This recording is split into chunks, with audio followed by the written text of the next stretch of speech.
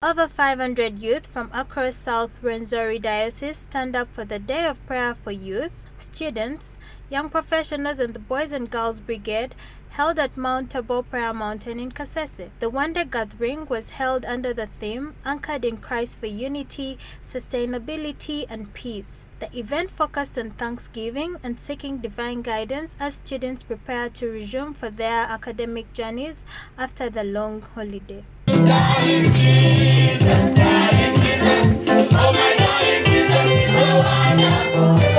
Quoting from the book of Proverbs, the coordinator for youth, students, children and the Boys and Girls Brigade in South Rwenzori Diocese, Reverend Isebageni Nelson, reminded the congregation of the importance of trusting God's plans and guidance.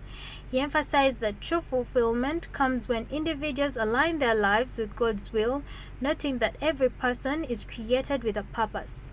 If you want to reach the apex of your academic journey, if you want to reach the apex of your academic heights, just trust in the Lord.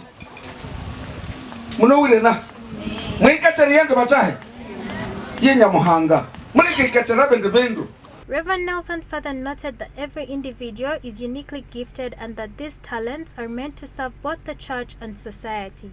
He warned that suppressing or neglecting one's gifts can lead to inner struggle and discouragement, urging the youth to persevere, forgive, and remain steadfast in doing what is right.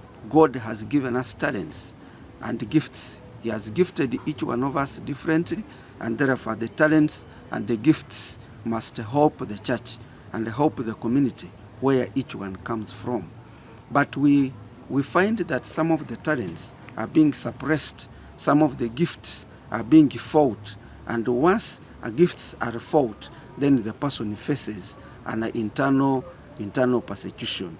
And when there is such an internal persecution, it needs now one to have a heart of perseverance. Using the same platform, Reverend Nelson appealed to parents to be deliberate when choosing schools for their children, emphasizing the need for institutions founded on strong Christian values. He cautioned that some schools and churches operate as businesses with hidden agendas, which he said can expose children to teachings that are not God-centered. As a parent, we need to have now meetings with our children, discuss with them, encourage them, and where you feel a child is not doing well, correct a child in a humble way, so that that child will be able to understand you. And then we need to always pray for our children, because in the schools where they are going to meet with the different people from different backgrounds.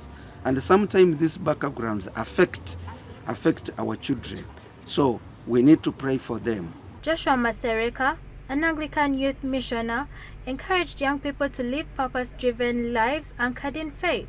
Our target was looking at the youth being made firm in Christ, as like the trees anchor a plant in the soil, so like they should be in Christianity, such that any forces of instability that come along with them will not push them away, as long as they are anchored in Christ. The youth are also guided on practical life issues, including the dangers of drug abuse and the importance of making informed decisions. I want to send a message to those people who are misusing drugs. Please stop, because these drugs are so harmful to your health.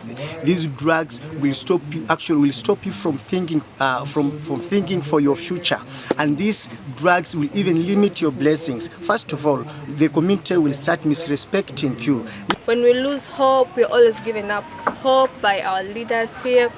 We have seen wonders. In fact, we've seen miracles, great miracles that God has done for us in our lives.